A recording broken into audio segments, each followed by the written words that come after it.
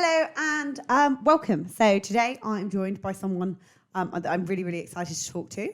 His name is James. He's from Shogun Digital.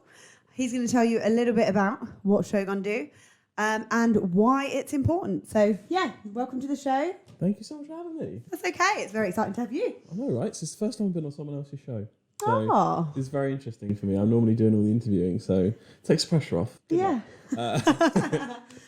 Well, yeah, I've done a couple of interviews with some guys, but this is the first time we've actually had the studio. So hopefully you enjoy that we've got a bit more of a professional setup. Yeah, do you want to tell us a bit about what you do? Obviously, you're a YouTuber. Yes. And also tell us about your business. Sure. So it is essentially a marketing agency set up to give businesses back their organic autonomy. So we all know that a lot of ad platforms I call them ad platforms by that's a Freudian slip, social media platforms are turning into a bit of a pay to play. So Facebook and Instagram being the most obvious culprits. But every single day we log onto our phones and we look at influencers doing amazing things and we track them and follow their daily lives. And part of me sat back and thought, why on earth can't businesses adopt this mentality of just organically trying to reach out to an audience and making content that serves them? And it's a basic marketing principle because you want to serve whoever your customer is on the other end. But with the big changes to Facebook and iOS taking back big data, for instance, so Facebook ads has now come a lot harder and Google ads going to get rid of cookies in 2023. It's like everyone's going to be left without their usual ad magic. Everyone's going to be left without any ways to work around it in a system. So now is the time, especially post-COVID, where content and connection is the most important thing out there. It's now time for all businesses to actually start cultivating their own brands and cultivating connections with authenticity. So our whole shtick is the authenticity agency. So we run a lot of that through the podcast, and we'll run a lot of that through the YouTube channel and LinkedIn a lot as well. So essentially we are there to help businesses connect with the right people, not necessarily to generate leads, but to generate the right brand awareness and connection. So it's a lot more PR focused almost. Mm-hmm. Okay, yeah, I get that. Because there are a lot of changes happening in the paid digital marketing space. And I guess I'm going to rewind a little bit because aerospace and aviation, which is where Capilaux kind of started, Capilaux Aero, that brand especially, the aviation industry is quite far behind in regards to paid advertising. And so they wouldn't necessarily know what's coming up and what's changing in that space. Yeah. But the stuff that you do is stuff that a lot of aerospace and aviation companies fall short of, because it's almost like they are so far behind because there's so many hoops to jump through, and also the big, you've got large, big aerospace businesses that know there's only specific companies that supply. So, so some people don't really see the value in building an online brand, or they want, or even they really, really want to, but they don't really know where to start. Yeah. What would you say to someone that kind of says, oh, well, we've got an aerospace business and we sell this part into whacking my fancy mic. mics. Lovely. Yeah, I'm not quite used to this bad boy just yet. I know, right? So what would you say to them? What would you say to someone that says, oh, well, actually we know who our customers are and they know who we are? Yeah. Well, this completely depends on what kind of brand you are, what scale you're already at. So there's businesses that have been supplying people for ages now on the B2B end, right? And their names are so established that they don't really need to make this transition. But it completely depends on where you want your brand to be. So if you are someone that needs more brand reach, more brand awareness to reach the right people, then you're in the perfect place to do something like this. And with the aerospace industry not jumping on it as fast as everyone else has for other industries, because other industries are more applicable. And you'll find a lot of businesses will get caught in the B2B box, I call it, in terms of, okay, I'm there, we have to be professional, we have to show how much we know, and then you get stuck and you only post about your services or the occasional article in your space. And that's all you can post. Whereas actually, if you were the first to jump off and do something off the beaten path, this podcast, for instance, if you can be the first to offer a podcast or offer a series of skit videos on the little things that we run into in the aerospace industry, or even a very, very useful PDF downloadable so you can scroll through and grab a ton of value from that your audience/customers can then download and take away as virtual branding.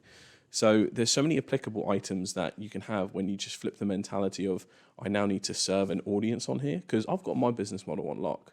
So this is just to build the brand. Because especially if, let's say, if I'm going to sell the business in 10 years, this is a thing where the more valuable the brand is, the more unique, the more it's going to be worth. So this completely depends on the personal circumstance and the size of the business. Because if you're, let's say, I don't know, the size of Barclays, do you really need to build a brand? You don't actually have to. But if you're thinking about PR, if you're thinking about the future, that's Yes. the thing. Something we've all learned throughout the pandemic is everything can be done online. And actually, there might be a more efficient way to run your business because people were spending, £10,000 a pop, like even the larger businesses up to like £100,000, £200,000 at these big events. Yep. And these events haven't been happening. People haven't been flying around the world to go to these aerospace and aviation conferences. And so actually a lot of businesses have looked at how they can sell more online and discovered that, oh my goodness, there's actually a massive market of people searching online for their services. So some businesses have grown throughout the pandemic. But I would say no one can argue that digital is not important. I think it's now got to that point. Yeah. But what would you say to a business that didn't quite know where to start? Like they weren't ready to bring someone else external in, like yourself or whoever, but they just want a couple of tips on how they can start to do some bits and bobs online or like via social media platforms. Like for an aerospace business, I guess the recommendation would be LinkedIn. And like you said, if you build up a big following on LinkedIn, that's going to add value to your business at the end of the day. If you want to sell it or if you want to just create that brand awareness, I guess.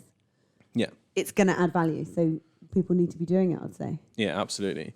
And getting started, obviously, having your goals aligned can be very important because one thing to establish with organic, especially if you're starting from scratch, organic takes a while to build up, no matter what platform you're on.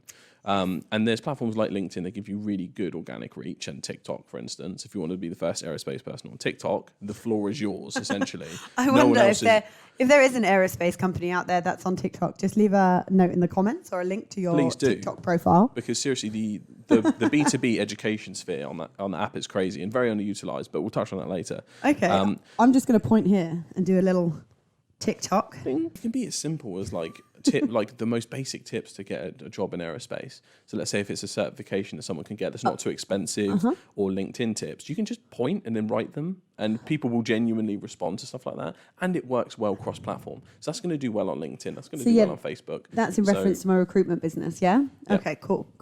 Yeah. So my clients, they generally sell all sorts of bits and bobs in the aviation and aerospace space. So they might sell software. Yep. They might sell software. I'm going to make the software word come up just here, as if by magic.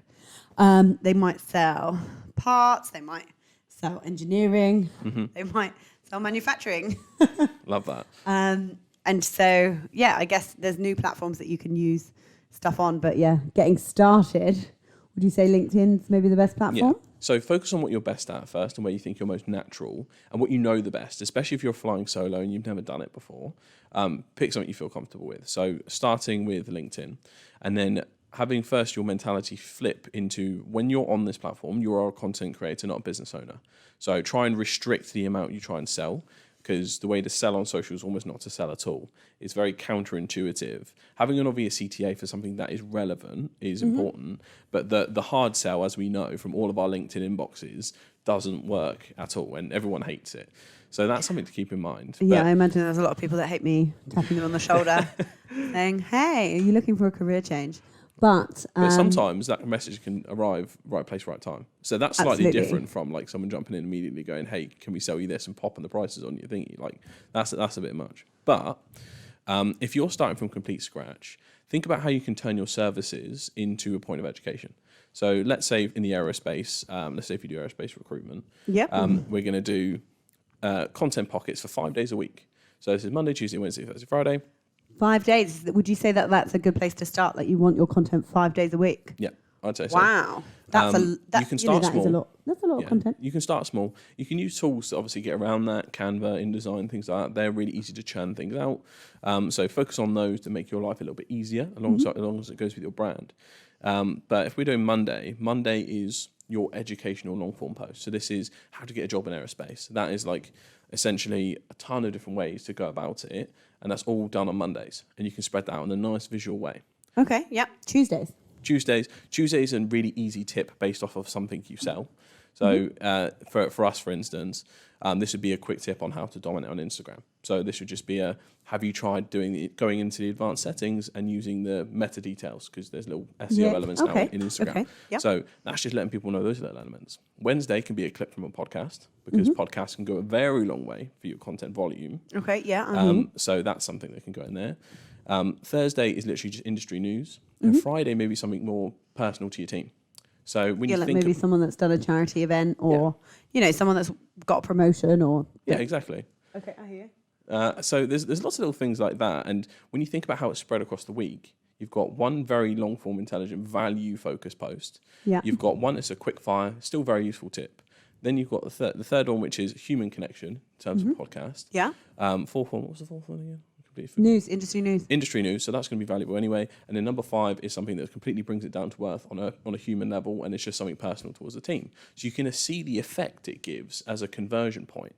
So your website's already there and doing what it needs to do, and your reputation already speaks for itself. So when someone actually comes to you as a potential client, when they scope out your website and your social media, they're going to find someone who feels human, that they can connect to, even if they are behind a bigger brand banner.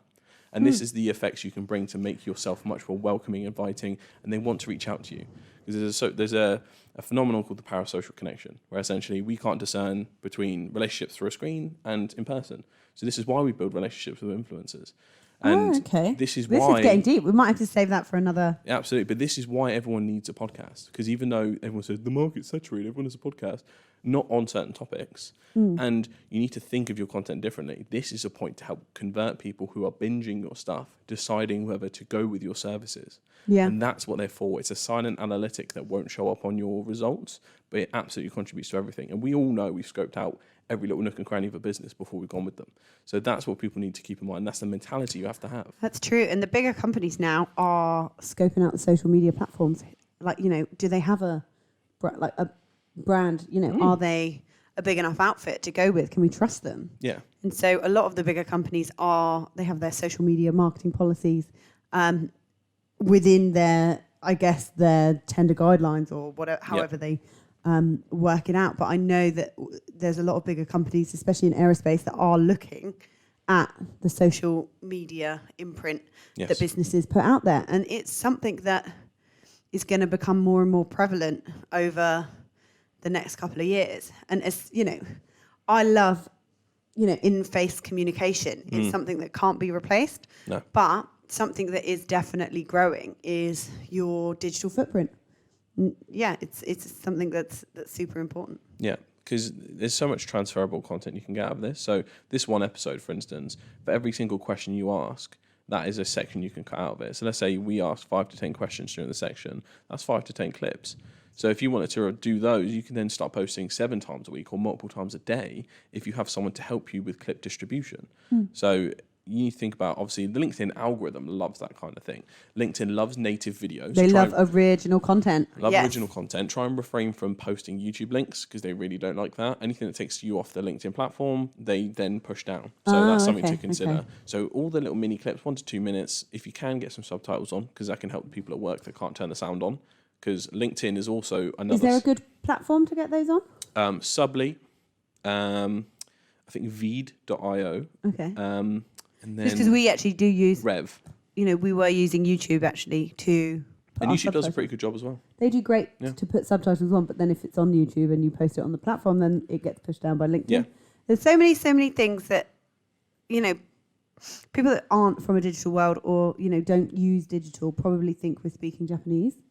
But these are all tools that are essentially free, apart from Rev, that you can use. So this would all be done on your phone. Then you can. I think there's an inbuilt video editor in Canva now, which you can get on the free version. You can use a free video editor if you want. So you've got iMovie, you've got Movie Maker. Because it's a podcast, there's no editing involved. So this is why everyone should start with something like this, because you keep it completely authentic, no need to edit, unless you said something ridiculous in the middle, in which case then you Yeah, we you've got might to be cut it out. removing those pointing things. But either way, that even leaving that in, that's just oh, they're a human too kind of thing, right? You'd be surprised on how much more effective that is, because how much of business, from what we know, is done by how much you like the individual instead of their accolades. I'd probably so say true. 80% of it. It's really, really true. And I know that a lot of my clients in aerospace have chosen to do business with Capilaux because, I convinced them to. Or, And they just like because you I'm as a so person. goofy. Or Yeah. what? Yeah, exactly. Like they just feel like I'm determined, I'm motivated, and I want to help them. And that's why they've chosen us over, your bigger aerospace recruitment companies. So I get that completely. So trying to be a bit more human in front of cameras or And just use social as an extension of yourself. There's really no need to overthink it at times. Unless you have a bigger brand that has more red tape wrapped around it, then you have more barriers to weave between. But if you are medium to small size, you have a massive opportunity to let your personality shine by just talking to someone else. And it's easy if you can do it with another member of the team, because then you already have natural chemistry anyway. You can keep it as a regular thing and cycle in guests if you want to. But if you have to do it interview style, obviously you can build up a guest pipeline, an amazing soft in for lead gen. So for instance, if there's someone you want to break into from a B2B point of view, instead of jumping in their DM saying, hey, we sell X, Y, and Z, go, hey, I love your profile. It looks like you're a proper expert in the space. We actually have a podcast on the same Do you thing. want to come and chat? Do you want to come and chat? Actually, if anybody does want to come and chat, just email Elaine at Capilaux, CAPILAUX.com if you want to come on and have a chat with me. No matter where you are in the world, we can get you on via Zoom and have a little bit of a chat about what your business does. Like James here, he's all things, social, organic. Personal brand building. Yeah, personal branding, digital marketing. And so we'll put a link in the comments as well for your YouTube page. Thank you very much. And your business as well, because, we are both relatively small businesses and helping each other is kind of what you need to do. Or I always promote collaboration with other businesses. So yeah, amazing to have you come along. So if you can just give one tip to our audience, and our audience could range from someone that's never posted on social media and is not interested in LinkedIn, all the way through to someone that actually currently posts 3 times a week and wants to know how they can improve their engagement. So give us just one tip, and this is putting you on the spot, but one tip from you as to what they can do to improve their online presence. Start with something unique to your industry. Okay. So if it's, like, say, a podcast, if it's funny videos, if it's something you wouldn't expect to see from a brand like you, especially on LinkedIn, that is going to be the cream of the crop in terms of people will go, didn't expect that from them. I like it. And that's the kind of effect you want it. People, it's this, like old school ad principles, right? Do you remember the ads? No, I really like what you've just said. Like, oh, I didn't expect that from them. That's good. And as long as it's obviously like positive and it's not like they did something weird, like genuinely people will absolutely vibe with it and think of it like old school advertising. It's like, we remember the wackiest of adverts, but do we remember any others? No. It's true. And that's how we need to approach it, as long as it aligns with your brand and brand values. So I'd go with that. Just start with something, but something unique. Something unique. Okay. Well, you have it here with James from Shogun. He's a real digital marketing expert and an absolutely lovely person. So thank you so much for coming on the show. Anytime. And this is obviously our first guest with our studio setup. So thanks so much for coming. Anytime. It's good to see it. It looks wonderful. Cheers. Thank you.